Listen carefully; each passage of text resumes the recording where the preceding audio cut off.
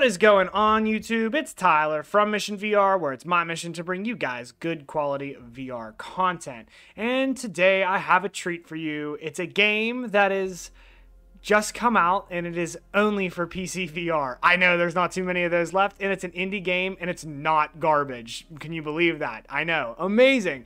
Well, we are talking about Everslaught today, and we're going to be doing a full review of this game. Full disclosure, just want to warn you guys, there is a corner of the screen up in the top left that for whatever reason is showing up white on my recording, and I don't know why, because it's never been there before, so I apologize for that. I'll have to look into that for the next time, but I already recorded all my gameplay, and I'm definitely not re-recording it. So that being said, make sure you guys do drop a like on this video and subscribe to my channel. I'm bringing a ton of VR content, and I really like to do these game reviews. I really hope that they help you guys out in deciding whether or not you're going to buy some of these games, and this one is going to be a pretty good one. So without further ado, let's go ahead and hop on into our content section.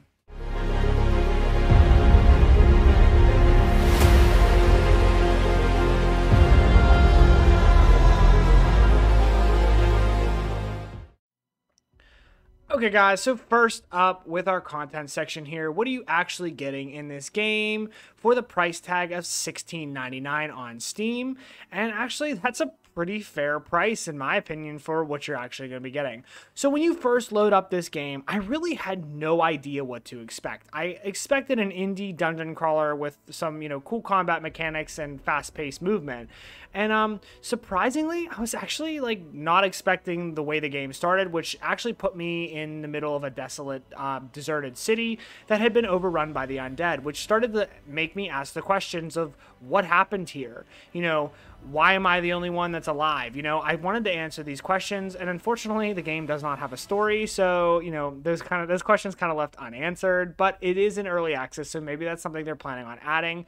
But really the first 25 minutes, 30 minutes of this game is you learning the controls and obtaining your first weapon and your grapple hook and your cannon to be successful, and you kind of go through the city to do this. It's almost like a tutorial mission, but gives you a little bit more than a tutorial mission. Typically it's actually like a full mission, and then at the end you do get to the dungeon portion, which is where most of the game is spent in doing blood runs, is what they're called. Each dungeon run is considered a blood run, and you get your weapons and you loot gold, fight enemies, and it gives you a chance to upgrade your weapons and actually upgrade your character itself, which is pretty cool. So when at the end of the dungeon you push your arm into a device and you sacrifice all the blood that you gain during that dungeon, kind of similar to like Bloodborne almost in that respect, but you get class points by doing that, and whenever you get to a certain level, you level up, you get class points, and there's 3 classes in the game. Now at first I wasn't sure, do I have to pick a class? Am I stuck with a class? You do not have to pick a specific class. Actually, each class gives you attributes that just boost your overall character. So if you play as the warrior and you boast a lot of points in that, your melee damage is going to be super high and your health is going to be high. If you start putting points into the rogue character, your movement speed, your critical chance is going to be a lot higher, and your dash recovery is going to be higher. And then similarly, if you put points into the Vanguard section, your gun's going to be great, and you're going to be gaining a lot more blood per kill. So really, you could kind of go with a balanced approach and, go for everything and just, start boosting attributes, or you could really focus on one that suits your play style. So overall, there's definitely some variety there, and it definitely makes crawling through the dungeons kind of semi-worth it. And then once you start getting a little bit further into the dungeons, you do start to unlock, or I should say find some, rare and legendary style weapons, that have fire or lightning damage attached and a bunch of extra attributes. So it gives you kind of the incentive to keep going and looting for more. Now, here's the thing. All these dungeons are randomly generated. For the most part, there are definitely reused rooms, and I noticed that, but it does feel different enough that it didn't get super, super repetitive. Now, I hit about level 8, and I started to definitely feel a little bit of repetition in the game, and I'm like, okay, I've kind of seen what we got here. I really was not a fan of the enemy variety. There wasn't just enough at this point. I had only fought against exploding little thralls almost, your standard undead, a giant axe guy that really is kind of slow, and then some bowmen. And at that point I was like, okay, well, all these enemies are kind of easy. They swarm you in the arena section at the very end, and that is certainly challenging and fun, but you know, it does get a little bit stale. At least I thought so. And then I went on another blood run. And at this point, I'm level 8. I had I actually went in with no weapon because I didn't realize you could put a weapon on your back. So I was about to complain saying that I'm annoyed that you can't store weapons. I was wrong. I finally figured that out. So, but I went in with just fists at first, and I'm like, okay, I got this. You know, I'll pick up a weapon and I'll be able to put it on my storage rack. Well, in doing so, I did find a nice S stock that actually was pretty good. Now, here's the nice thing about this game that I think a lot of reviews didn't really touch on because maybe they didn't experiment, but weapons definitely do have mechanics in this game. And not, I mean, it's not like super crazy or anything, but like the long sword definitely has a lot more reach than a short sword. You know, it's not all just the same with different damage attributes. The S stock actually did a ton more damage when I was stabbing with it than if I was slashing with it. So I appreciate little things like that. That certainly added to the immersion there with that respect. But anyways, back to my story. I'm rolling through the dungeon. I get to the end, and I'm like, oh, this is probably going to be my last run. You know, like, it's getting just a little bit repetitive. I'm enjoying the game, having a blast playing it. But it's like, you know, I've played for almost 3 hours straight now. I'm like, I'm probably going to go hop on something else. Then I get to the final room, and I'm fighting just like normal. Everything's going, and the music picks up. The intensity starts, and I'm like, oh, what's going on? Something isn't right here. And the music just started, and it's like different than normal. It's like really high intensity, like, wow, okay, something's happening right now. And lo and behold, the absolute balls is scared out of me when an axe skeleton giant demon looking thing is just charging me like full speed, like a bull. And I am speechless because it's larger than me. It has a giant axe and it's running at me like faster than any of the other enemies in the game have run at me before. I had no answer. And there were like 4 of them at once. And they actually had as much armor as one of the big skeleton guys that, you know, are pretty easy to take down. So I found myself quickly on the run, which I hadn't really been on the run at any point before in the game. You know, I was able to just kind of back myself in a corner and just start using my hand cannon to blast all the enemies, which definitely bought me some time. I couldn't use that here. Their armor was too strong. The hand cannon ran out of blood very quickly, and I was left kind of defenseless. And it was actually the first time that I died. I was very surprised with this. I was not expecting this. I figured, you know, about 3 or 4 hours into the game, I was already level 8. You know, I'd been on, at this point, 7 to 10 dungeon runs.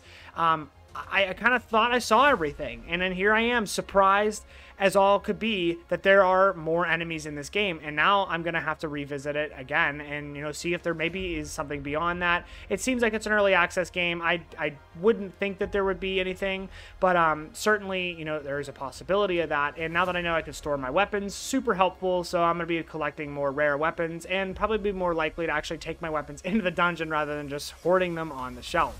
But that's really kind of the gist of this game. This is what you got in the content. You're going to be just running through dungeons, collecting blood, you know, fighting for your life, and upgrading your character. And every single upgrade is going to boost significant attributes that are going to help you. And then at the very end, you're going to have a chance to, you know, open a chest for some pretty good loot, which, you know, sometimes could be a nice legendary weapon, or it could be, you know, just some common and some gold. So there's definitely enough variety here. I would certainly have liked to see more weapon variety than the, I think, 6 or 7 models that they have in the game currently. It would have certainly liked to, you know, maybe include an axe, you know, maybe include something, you know, some other type of one-handed weapons, some special weapons. They are kind of a little bit limited because you do have the hand cannon, so not a super big complaint. I am hoping that if I continue to play, and maybe they already do have this in the game and I just haven't hit that threshold yet, but, you know, that they have some like special looking legendary weapons that like have their own skin and aren't the same skin as everything else. I think that would really go a long way. And if they don't have that, this game is in early access, so developer, if you're watching this, please do add something along the lines of that. We are going to go ahead and move into our graphics and sound.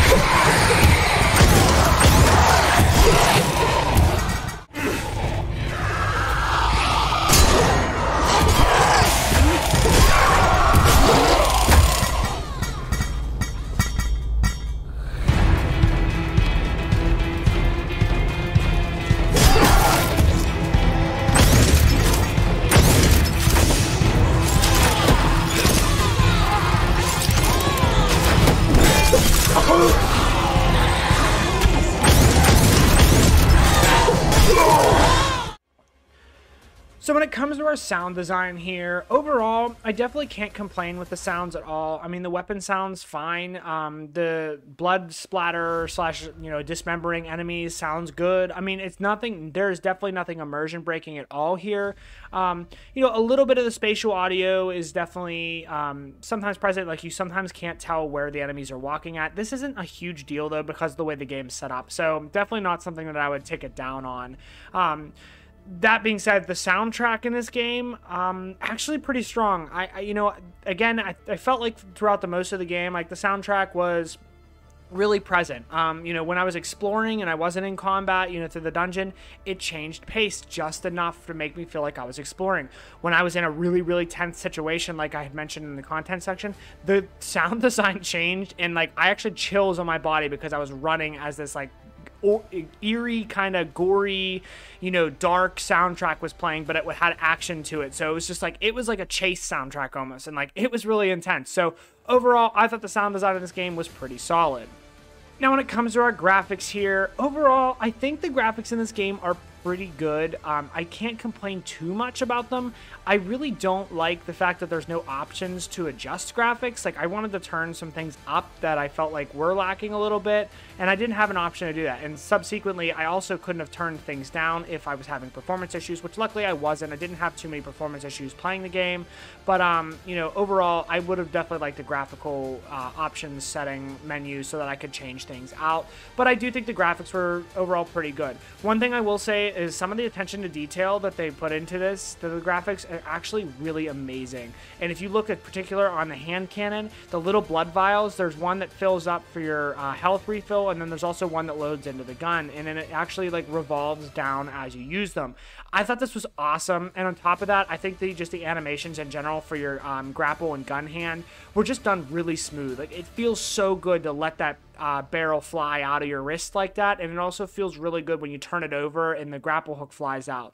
And also on top of that, it's a pretty cool looking little graphical thing when you shove your other hand into your wrist to heal yourself. It's just done very good. It's a little bit of attention to detail that I felt like kind of went a long way and really definitely immersed me into it, into the game as a whole.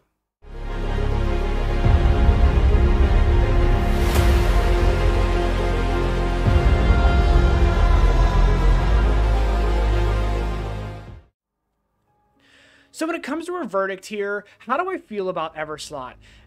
This is like, I've been raving about this game, and I've been raving about it in this review because I think it's overall a really solid game. For $16.99, you're definitely not going to be disappointed with what you get. Now, here's what I am going to say. This game has the potential to be absolutely incredible, and I mean absolutely groundbreaking inside of virtual reality. The movement is incredibly smooth. Some of the little attention to detail things are awesome. Looting dungeons for, upgraded weapons is definitely really fun.